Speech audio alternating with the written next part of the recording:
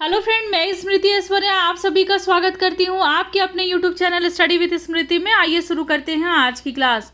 आज की क्लास में मैं आप लोगों को जेपीएससी के मुख्य परीक्षा के लिए झारखंड की अर्थव्यवस्था विषय से एक प्रश्न का उत्तर कराने वाली हूँ। ये बहुत ज़्यादा इंपॉर्टेंट हो जाता है उन सारे स्टूडेंट के लिए जो जेपीएससी की तैयारियों में लगे हैं। और जो क्वेश्चन मैंने लिया है इसे मैंने मुख्य परीक्षा के प्रश्न पत्र 5 से लिया है, जहां आप लोगों को झारखंड की अर्थव्यवस्था के बारे में पढ़नी है और उसी में आप लोगों को झारखंड में स्वास्थ्य और शिक्षा के बारे में जानना है। आज का जो क्वेश्चन मैंने लिया है वो क्वेश्चन है, झारखंड में स्वास्थ्य सेवाओं एवं शिक्षा की स्थिति पर चर्चा करते हुए बताइए कि आम लोगों को इस क्षेत्र में कौन कौन सी कठिनाइयों का सामना करना पड़ता है। साथ ही झारखंड में स्वास्थ्य एवं शिक्षा की सेवाओं में सुधार हेतु कुछ उपाय सुझाइए। ये आज का प्रश्न है। एक प्रश्न में 3 प्रश्न हैं। चलिए अलग अलग इसके भाग करते हैं, समझने में आसानी हो जाएगा। सबसे पहला भाग जो है प्रश्न का वो है, झारखंड में स्वास्थ्य सेवाओं एवं शिक्षा की स्थिति पे चर्चा करनी है। ये पहला भाग है। दूसरा जो भाग है उसमें ये बताना है कि आम लोगों को इस क्षेत्र में कौन कौन सी कठिनाइयों का सामना करना पड़ता है, यानी कि इन क्षेत्र में कौन कौन सी चुनौतियाँ हैं। तीसरा जो भाग है वो उसमें आपको बताना है कि स्वास्थ्य एवं शिक्षा की सेवाओं में सुधार के लिए क्या उपाय आप सुझा सकते हैं। ये 3 भाग हैं, लेकिन इसके आंसर करने में भी इसके मैंने 3 भाग किए हैं। पहला भाग जो है वो भूमिका का, दूसरा भाग मुख्य भाग, तीसरा भाग जो है वो है निष्कर्ष का है। भूमिका में मैंने स्वास्थ्य और शिक्षा के महत्व के बारे में बताया है। वही मुख्य भाग में मैंने सबसे पहले तो स्वास्थ्य सेवाओं की स्थिति के बारे में बताया है, जिससे मैंने कुछ नीति आयोग के प्रमुख जो रिपोर्ट हैं उसको भी मैंने बताया है। और फिर जो दूसरा उसी में मैंने शिक्षा सेवाओं की स्थिति के बारे में मैंने बताया है झारखंड में, उसमें भी मैंने नीति आयोग के कुछ रिपोर्ट्स मैंने बताए हैं और आर्थिक सर्वेक्षण रिपोर्ट के भी कुछ लाइंस मैंने उसमें डाले हैं। फिर मैंने जो शिक्षा में और स्वास्थ्य में झारखंड, इन दोनों की सेवाओं में झारखंड में कौन कौन सी चुनौतियां हैं इसके बारे में मैंने बताया है और इनसे निपटने के उपाय मैंने बताए हैं। और लास्ट में मैंने निष्कर्ष लिखा है। सबसे पहले हम लोग भूमिका में जाने, जिसमें मैंने थोड़ा आपको स्वास्थ्य और शिक्षा के महत्व के बारे में बताया। स्वास्थ्य सभी व्यक्तियों के लिए अनिवार्य और आवश्यक होते हैं। एक स्वस्थ व्यक्ति ही किसी भी प्रकार के कार्य को सुचारू रूप से कुशलतापूर्वक कर सकता है। स्वास्थ्य जो है वो सबके लिए ही अनिवार्य होता है, ऐसा नहीं कि किसी के लिए अनिवार्य है किसी के लिए नहीं है, सबके लिए वो अनिवार्य है। और यदि कोई भी व्यक्ति अगर स्वस्थ होता है तभी वो किसी भी काम को सफलतापूर्वक सुचारू रूप से वो कर सकता है। किसी भी देश में स्वास्थ्य का अधिकार जनता का पहला बुनियादी अधिकार होता है। वहीं पर बेहतर शिक्षा सभी के लिए जीवन में आगे बढ़ने और सफलता प्राप्त करने के लिए आवश्यक होती है। अच्छी अगर शिक्षा मिलती है तो व्यक्ति जो है वो अपने जीवन में विकास करता है, सफलता को प्राप्त करता है। और ये जो स्वास्थ्य और शिक्षा जो है वो राष्ट्र की उन्नति में अपनी महत्वपूर्ण भूमिका निभाता है। दुनिया के सबसे युवा देश भारत से के कई राज्यों में तेजी से आबादी बढ़ रही है। जो हमारा भारत जो है वो दुनिया का सबसे युवा देश है और इस युवा देश के अन्य जो राज्य हैं उनमें बहुत ही तेज़ी से जनसंख्या में वृद्धि हो रही है। इसी में एक राज्य है झारखंड। तो ऐसे राज्यों में झारखंड का भी स्थान आता है। नेशनल हेल्थ प्रोफाइल की वर्ष 2018 की एक रिपोर्ट के आधार पर देश में, ये पूरे देश की बात हो रही है, देश में 11,082 लोगों के लिए एक डॉक्टर उपलब्ध हैं। ये किसकी रिपोर्ट है? तो नेशनल हेल्थ प्रोफाइल की वर्ष 2018 की रिपोर्ट है। इस रिपोर्ट के आधार पर यह बताया गया है कि हमारे देश में 11,082 लोग अगर हैं तो उन पर एक डॉक्टर है, औसतन एक डॉक्टर है। वहीं झारखंड के बारे में भी इसमें बताया गया है कि झारखंड में यह संख्या 18,518 लोगों के लिए एक डॉक्टर है। अगर 18,518 लोग हैं तो उनमें एक डॉक्टर है। और यही वर्ल्ड हेल्थ ऑर्गेनाइजेशन जो है WHO, उनका कहना है कि 1,000 की आबादी पर एक डॉक्टर होना चाहिए। तो देखिए झारखंड में क्या है, 18,518 लोगों के बीच में एक डॉक्टर है।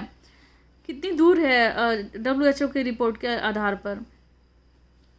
राज्य में विभिन्न बीमारियां तेजी से बढ़ रही हैं, जिसमें टीबी हो गया, कैंसर हो गया, कुष्ठ रोग हो गया, कुपोषण से संबंधित बहुत सारी बीमारियां, और अभी तो कोविड-19 जो है वो बहुत तेज़ी से फैल रहा है।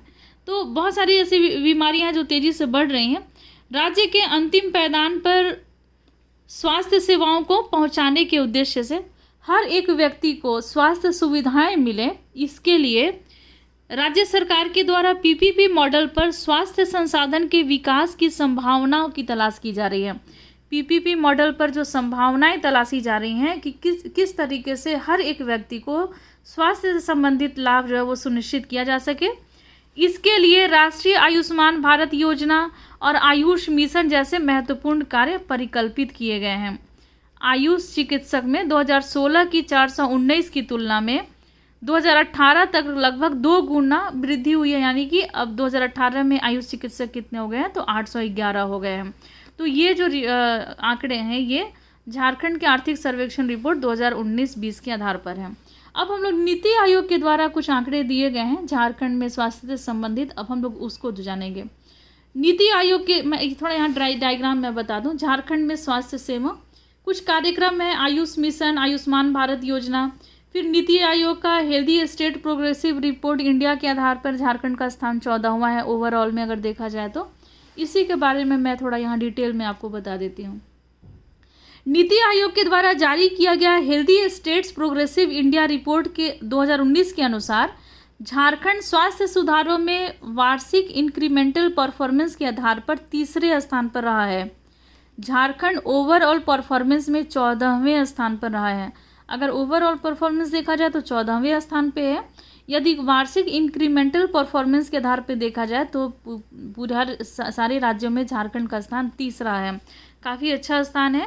झारखंड में 10 स्वास्थ्य सूचकांक में काफ़ी सुधार आया है, जिसमें एक प्रमुख जो है वो है टीबी के इलाज की सफलता दर। झारखंड में सभी राज्यों में झारखंड जो है इसमें अव्वल रहा है। टीबी के इलाज की सफलता दर में झारखंड सभी राज्यों में अव्वल रहा है। तो ये तो हो गई स्वास्थ्य से संबंधित कुछ स्थिति झारखंड की। अब हम लोग जानेंगे शिक्षा के क्षेत्र में क्या स्थिति है झारखंड में। शिक्षा के क्षेत्र में झारखंड में पिछले कुछ वर्षों में सुधार देखा गया है। वर्ष 2011 तक झारखंड में साक्षरता दर 66.4% पहुंच गई थी। वहीं एक आंकड़े के अनुसार 2017-18 में यह बढ़ करके 71.8% तक ये पहुंच गई है। तो शिक्षा के क्षेत्र में तो कुछ सुधार देखा गया है, लेकिन नीति आयोग के द्वारा एक रिपोर्ट जारी की गई है, एजुकेशन क्वालिटी इंडेक्स रिपोर्ट। इसके अनुसार स्कूली शिक्षा की गुणवत्ता के मामले में झारखंड का स्थान सभी राज्यों में 16वां स्थान है। नीति आयोग की रिपोर्ट के आधार पर राज्य के 41.1% स्कूल ही निःशुल्क एवं अनिवार्य शिक्षा के अधिकार अधिनियम के तहत शिक्षकों की उपलब्धता के नॉर्म्स को पूरा करता है। कुछ हम लोग यहाँ डायग्राम से जान जाए, थोड़ा आसानी होगा समझने में। एजुकेशन क्वालिटी इंडेक्स में झारखंड का स्थान जो है वो 16वां है। शिक्षकों की उपलब्धता में जितने भी स्कूल्स हैं झारखंड में जहाँ पर निःशुल्क एवं अनिवार्य शिक्षा के अधिकार अधिनियम के तहत शिक्षकों की उपलब्धता के नॉर्म्स जो हैं वो केवल 11.1% स्कूल ही उसको पूरा करते हैं। अपर प्राइमरी में ऐसे स्कूलों की संख्या 33% से बढ़ करके 35% हो गई है और हाई स्कूलों में 5 कोर विषयों जिसमें से अंग्रेजी भाषा, गणित, विज्ञान तथा सामाजिक विज्ञान में शिक्षकों की उपलब्धता की शर्तों को महज 35% स्कूल ही पूरा करते हैं।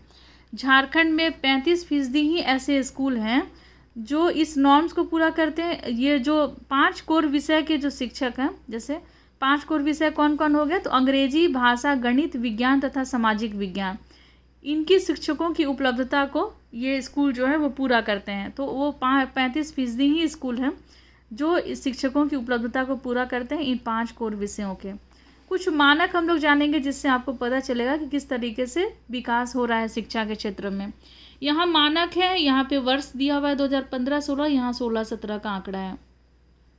कंप्यूटर एडेड लर्निंग में ये मानक है, कंप्यूटर एडेड लर्निंग 2015-16 में 2.78% रहा झारखंड में, वहीं 2016-17 में 2.86% रहा। स्कूल लीडरशिप वित्तीय अनुशासन में 2015-16 में 11.5% रहा, वहीं 2016-17 में 21% रहा। लड़कियों के लिए शौचालय में ये मानक है, ये 2015-16 में 96.8% रहा, वहीं पर 2016-17 में 98.2% रहा। तो ये कुछ प्रमुख स्थिति रही शिक्षा व्यवस्था में। अब हम लोग जानेंगे उन चुनौतियों के बारे में जो स्वास्थ्य सेवाओं से जुड़ी हुई है और झारखंड में है अब विद्यमान। आबादी के अनुपात में अस्पतालों और डॉक्टर्स की कमी। झारखंड में जितनी आबादी है उस आबादी के आधार पर जितने डॉक्टर्स होने चाहिए, जितने हॉस्पिटल्स होने चाहिए उतने नहीं हैं, उसमें कमी देखी गई है। सरकारी अस्पतालों में स्वास्थ्य सुविधाओं, आधारभूत संरचना, दवाइयों एवं कुशल एवं प्रशिक्षित नर्सिंग स्टाफ और अन्य सुविधाओं में भारी कमी देखी गई। तो जो सुविधाएं होनी चाहिए किसी भी अस्पताल में, स्वास्थ्य सुविधाएं, आधारभूत संरचनाएं, दवाइयाँ होनी चाहिए, कुशल एवं प्रशिक्षित नर्सिंग स्टाफ होने चाहिए, और भी अन्य सुविधाएं जैसे बेड्स हैं, अलग अलग मशीनें हैं जो मतलब स्वास्थ्य सेवाओं के लिए ज़रूरी हो जाती हैं। एक्सरे की मशीन है, फिर अल्ट्रासाउंड की मशीन है, कैंसर के मरीज के लिए अलग अलग तरह के मशीन आते हैं। तो इन सभी की कमी जो है वो देखी गई है। महंगी होती स्वास्थ्य सेवाएं तथा ग्रामीण क्षेत्रों में स्वास्थ्य सेवाओं का बुरा हाल है। जो स्वास्थ्य सेवाएं हैं निजी क्षेत्रों में बहुत ही महंगी हो रही है, या फिर कुछ ऐसे टेस्ट कराने होते हैं जिसमें बहुत ज़्यादा खर्च होता है। तो ये एक बहुत बड़ी चुनौती है वैसे लोगों के लिए जो गरीब हैं, जो निर्धन हैं। ग्रामीण क्षेत्रों में स्वास्थ्य सेवाओं का भी बुरा हाल है। झारखंड में कुपोषण और महामारी का भी प्रकोप जो है वो हमेशा बढ़ता है, और आज का समय जो है वो कोविड-19 का टाइम चल रहा है, तो ये महामारी भी है वो झारखंड में पहुंच चुकी है। तो ये सभी समस्याएं समय समय पर झारखंड में आते रहती हैं, और कुपोषण तो हमेशा बनी हुई है समस्या के रूप में। स्वास्थ्य सेवाओं में सुधार हेतु उपाय, कौन कौन से उपाय किए जा सकते हैं? देखिए मैंने डायग्राम में आसान होने के लिए बताया है। स्वास्थ्य सेवा में सुधार के उपाय, तो चिकित्सा के अन्य विकल्पों पर भी ध्यान देना होगा। जैसे कि विकल्प क्या होता है कि शिक्षा में अक्सर एलोपैथिक का ज़्यादा प्रयोग किया जाता है, लेकिन इसके अन्य विकल्प हैं जैसे होम्योपैथ हो गया, आयुर्वेद हो गया, योगा हो गया, तो इस पर भी ध्यान देना होगा। वहीं ग्रामीण स्वास्थ्य सेवा पर विशेष बल देना होगा, क्योंकि ज़्यादा जनसंख्या जो है वो तो ग्रामीण गाँव में रहती है, और गाँवों तक चिकित्सा और स्वास्थ्य को पहुँच बनाना ज़रूरी है। तो जो भी योजनाएं लाई जा रही हैं सरकार के द्वारा, तो उन योजनाओं के बारे में भी ग्रामीणों को बताना, या फिर जो सेवाएं उन लोगों को चाहिए, हॉस्पिटल की सेवाएं होनी चाहिए, डॉक्टर्स होने चाहिए, तो इन सभी की भी आवश्यकता की पूर्ति करनी ज़रूरी है। बुनियादी सुविधाओं की भी उपलब्धता आवश्यक है। देखिए अब हम लोग थोड़ा इसको डिटेल में जानते हैं। टेलीमेडिसिन सेवा का उपयोग करके राज्य के सुदूर भागों और पिछड़े क्षेत्रों में स्वास्थ्य सेवा में गुणात्मक सुधार लाया जा सकता है। फिर वहीं चिकित्सा की एलोपैथिक पद्धति के अलावा उपलब्ध अन्य चिकित्सीय पद्धति पर भी जोर देना चाहिए, जैसे कि आयुर्वेद हो गया, योग हो गया, होम्योपैथिक हो गया। राज्य का जब बजट तैयार किया जा रहा हो तो उसमें चिकित्सा सेवा के लिए विशेष पैकेज और व्यय पर भी ध्यान देना होगा। लोगों को जागरूक करने के लिए जो प्रसिद्ध व्यक्ति हैं उनके द्वारा स्वास्थ्य सेवाओं से जुड़ी हुई बातों का रेडियो या टेलीविज़न के माध्यम से प्रचार प्रसार करनी चाहिए, क्योंकि जो उनके रोल मॉडल होते हैं, अगर उनके मुंह से अगर वो सुनते हैं कि हाँ कोविड-19 से बचने के लिए ये करना चाहिए, तो वो उनको मानते हैं, उसको फॉलो करते हैं। तो इसीलिए जो प्रसिद्ध व्यक्ति हैं तो उनको प्रयोग मतलब उनके माध्यम से लोगों को जागरूक करना ज़रूरी है। अब हम लोग शिक्षा के सेवा में क्या चुनौतियां हैं, देखिए आंसर राइट करने में ना शब्द की संख्या को भी ध्यान में देना होता है। तो बहुत कंटेंट तो बहुत सारे हैं, लिखना तो बहुत सारा चीज़ चाहिए था, लेकिन चुन मतलब मुख्य भागों को ही मैंने यहाँ शामिल किया है। विद्यालयों में सभी बच्चों की आवश्यकताओं को पूरा करने के लिए जो प्रशिक्षित शिक्षक हैं वो उनका अभाव विद्यालयों में देखा जा रहा है। फिर ग्रामीण तथा उग्रवाद प्रभावित क्षेत्रों में शिक्षा सेवा एक बहुत बड़ी चुनौती है झारखंड में। झारखंड में जो सुदूरवर्ती गांव हैं जहां पर उग्रवाद एक बहुत बड़ी समस्या है, तो वहां तक शिक्षा को पहुंचाना, वहां तक स्वास्थ्य को पहुंचाना एक बहुत ही बड़ी चुनौती है। और इसको किस तरीके से किया जाना है, तो एक इसके लिए अलग तरह से नीति, इसका शिक्षा नीति बनानी होगी, स्वास्थ्य नीति बनानी होगी, ताकि जन जन तक इन सारी सेवाओं को पहुंच जो है वो दिया जाए।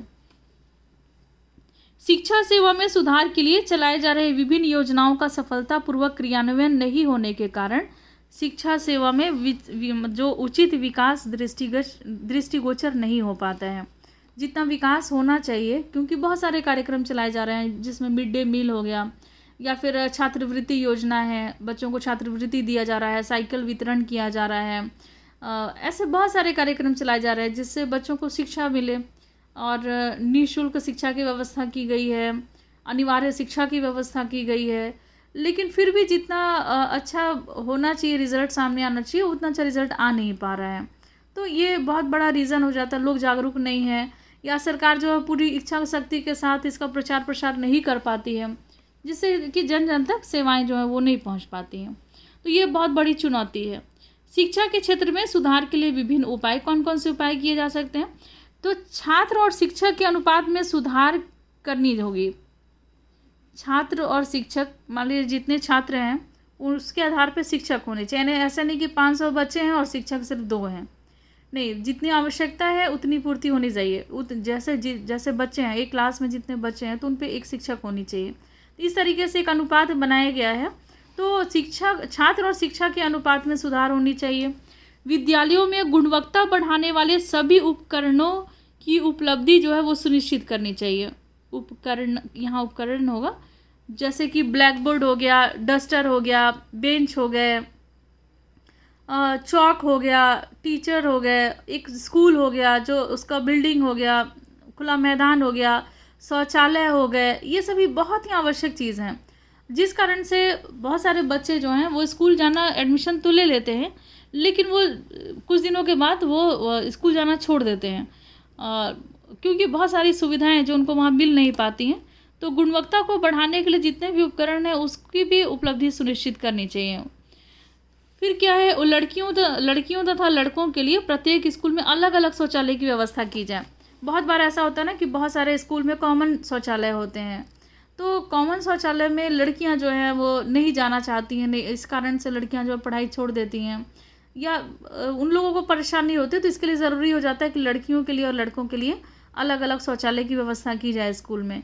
मिड डे मील योजना के तहत स्कूल पर स्वतः निगरानी प्रणाली की शुरुआत की जाए, ताकि ये देखा जाए कि हाँ किसको कितना लाभ मिल पा रहा है, सही तरीके से कार्य हो पा रहे हैं कि नहीं हो पा रहे हैं। तो ये सारे कार्य करने ज़रूरी हैं शिक्षा में सुधार के लिए, स्वास्थ्य में सुधार के लिए। तो ये सभी चुनौतियां हैं, लेकिन धीरे धीरे झारखंड में स्वास्थ्य में भी सुधार देखा जा रहा है और फिर शिक्षा में भी सुधार देखा जा रहा है। और वो दिन दूर नहीं है जब इन सारी चुनौतियों से लड़ते हुए झारखंड जो है वो अपने उद्देश्य को पूरा करेगा और हर किसी तक, जन जन तक शिक्षा की व्यवस्था जाएगी और स्वास्थ्य की भी व्यवस्था, जो स्वास्थ्य जो है उनकी भी सेवा उन लोगों को मिल सकेगी। निष्कर्ष के बारे में हम लोग जान लें। वर्तमान समय में देश को एक ऐसी स्वास्थ्य नीति तथा शिक्षा नीति की आवश्यकता है जो मौजूदा समय की चुनौतियों से निपटने में सक्षम हो तथा लगातार परिवर्तित हो रहे परिवेश में उत्पन्न होने वाली संक्रमित बीमारियों से रक्षा करें। अब एक नई नीति लानी होगी स्वास्थ्य से संबंधित, ताकि जो इस तरीके के संक्रमित बीमारियां जो आ रही हैं तो इनसे निपटने के लिए बहुत ज़्यादा स्ट्रगल ना करना पड़े और शिक्षा व्यवस्था में भी सुधार लाया जा सके। तो एक नई शिक्षा व्यवस्था लानी है, एक नई स्वास्थ्य नीति लानी है, एक नई शिक्षा नीति लानी है। झारखंड राज्य में शिक्षा और स्वास्थ्य में काफ़ी प्रगति हुई है, फिर भी अभी भी इसमें काफ़ी काम होने बाकी हैं। तो आज की क्लास में आपने जाना झारखंड में स्वास्थ्य और शिक्षा के बारे में, बहुत सारी चीज़ों को आपने जाना जो मुख्य परीक्षा के लिए भी हेल्पफुल हैं और बहुत सारे इसमें डेटा ऐसे भी दिए गए हैं जो प्रारंभिक परीक्षा के लिए भी ज़रूरी हैं। तो आज की क्लास में बस इतना ही, मिलते हैं लोग नेक्स्ट क्लास में, लेते हैं आपसे विदा, धन्यवाद। लेकिन माफ़ी चाहूँगी, थोड़ा क्लास मिलने में आप लोगों को लेट हो गया। कभी कभी ऐसा होता है कि जब मैं क्लास बना रही होती हूँ तो बीच में कभी कुछ डिस्टर्बेंस आ जाता है, कभी लाइट कट जाती है, क्योंकि रात में ये वीडियो बन रहा होता है, तो लाइट अगर चली गई तो वीडियो रोकना पड़ता है। तो इस तरीके के प्रॉब्लम्स आ जाते हैं। तो लेकिन फिर भी मैं कोशिश करूँगी, मैं प्रयासरत हूँ कि पर डे आप लोगों को क्लास है। कभी कभी तो ऐसा भी होता है कि जो डेटा जो मैं देती हूँ सारे क्लासेस के नोट्स में, उस डेटा को कलेक्ट करने में मुझे बहुत टाइम लगता है। तो आप इस समस्या को समझ सकते हैं, लेकिन फिर भी मैं अपना 100% देने का पूरा कोशिश करूँगी। आज की क्लास में बस इतना ही, मिलते हैं नेक्स्ट क्लास में, लेते हैं आपसे विदा, धन्यवाद।